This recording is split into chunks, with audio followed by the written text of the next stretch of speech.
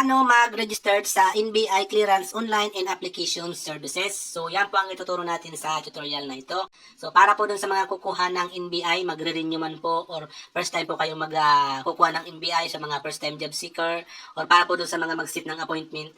So, kailangan nyo pong mag-create ng NBI Clearance Online Registration and Application Services. So, ganito lang po ang gawin nyo. Pumunta lang kayo sa browser ng inyong mga cellphone. Ang gagamitin ko po dito ay Chrome browser. Open natin yan. Sa inyong mga browser, i-search nyo po dyan ang NBI. Ito po, itong link na to. So, yan po yung eksaktong link na i-search nyo. Yan link po ay ang website ng NBI.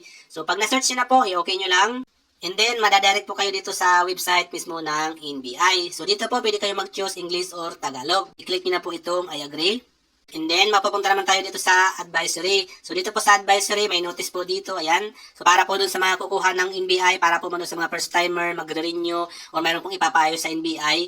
So, ito po, kailangan nyo i-present to valid government issue ID, such as, yan po mga UMID, passport, driver license, birth certificate authenticated by PSC po. Original copy po yan. And then, etc. po, tulad ng mga PLCs, pwede po yan. Basta po yung valid government issue and ID po, okay?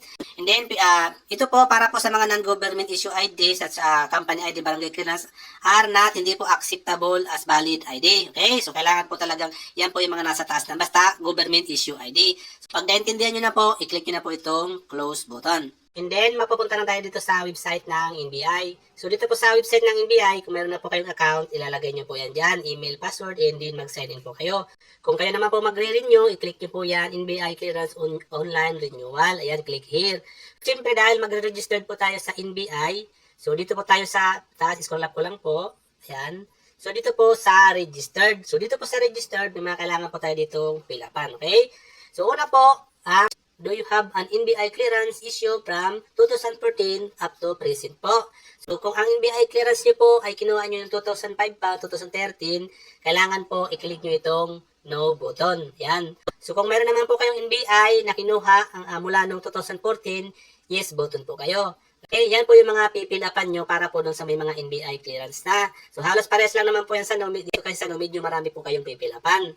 So, dito po, pag napilapan nyo na po yan para sa may mga yes, ayan po ang inyong mga pangalan, surname, mobile number, birthday, and then ang inyong NBI number po. And then, i-click mo po itong I'm not a robot, and then, i-click mo yung proceed na yan. Para po yan dun sa may mga mayroong issue ng NBI. Okay? Pag once po na na-click nyo yung proceed, para nyo lang po ito sunod na gagawin po natin after ng no na to. So, siyempre po ako, yung NBI ko po, nakuha ko po, matagal na. So, dito po ako sa no. Yan. Dito po sa kung wala pa kayong mga record sa NBI simula ng 2014, ayan po. So, mahaba-haba po mga loads ang inyong mga pipilapan. So, halos parehas lang naman po yan. So, dito, siyempre ang ating mga gender, ayan, civil status, kung single po ba kayo or married, birth of date, ayan po, lalagyan po natin yan. Ang ating mga first name, so dito po sa first name, kung meron po kayong mga junior and senior or mga deterred, isabay na po natin yan sa ating mga pangalan. Yan, sa dulo po, katulad yan. Middle name, ating mga panggitang pangalan, apelyido po, surname. Mobile number po, make sure lang po yung ilalagay natin na mobile number ay active po at valid o registered po. Para po, kung may SMS man na isend sa inyo sa NBI, marireceive nyo po. And then, email po, kailangan po active yung inyong mga email para po kung mag-send po ng activation link or activation email, si NBI, may activate nyo po at marireceive nyo yung email na mula kay NBI. And then, mag-create na po tayo ng password. Ayan po, enter nyo password or confirm new password. Parehas po dapat ang dalawang yan. So, pag nalagay nyo na po yung mga information, i-click nyo po itong read and accept term of services button. Yan. And then, i-click mo itong agree button. Pag nakacheck na po yan, i-click naman natin itong I'm not a robot. And then, i-review nyo po yung mga information nyo dyan. And then, pag okay na po, i-click nyo na po itong sign up. And then, magsisend po yan ng one-time password or OTP sa inyong mga number. Ayan po, i-copy nyo po yan. And then, ilagay nyo po dito. May expiration po yan. Ayan, dapat po may lagay nyo agad yan. And then, i-click nyo itong submit button. And then, mapupunta tayo dito, account activation. Ayan po, magsisend po yan ng activation link sa email na nilagay nyo. Kung hindi po nag-send, i-click nyo po yung resend activation link. Pag okay naman po, na-receive nyo naman po, i-click nyo itong close, and then puntahan nyo po doon sa email. So, punta tayo sa ating mga email. And then, ayan po, lalabas po dyan ang NBI Online Services. I-open nyo po. And then, lalabas po ito, activation link. So, dito po, kailangan lang po natin i-click itong activate account button. Ayan. And then, mapupunta tayo dito sa website ng NBI.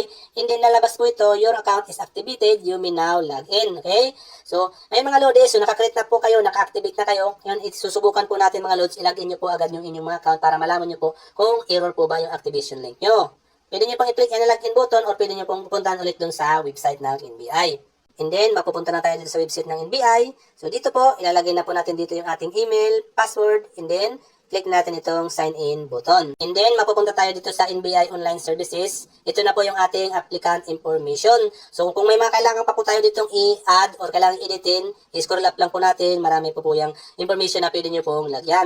So, halimbawa dito, ayan, so may mga marami pa po ito. So, dito sa family background, other information. So, marami pa po yan mga loads. So, pag okay na po, na-adjust nyo na po, na-edit nyo na po, na-add nyo na po yung mga information, pwede nyo na pong i-click yung save information. Ayan. And then, nalabas na po ito, profile preview. Ito na po yung pinaka-final ng ating information. Okay? So, make sure lang po na i-double check natin yan. Then, scroll up nyo po. Sa pinakababa po, meron dyan close and submit. I-click natin itong submit. And then, ito na po yung inyong magiging NBI Clearance Online account. Okay? So, dito po, pwede na po kayo mag-apply ng NBI Clearance, mag-renew, mag-set ng appointment.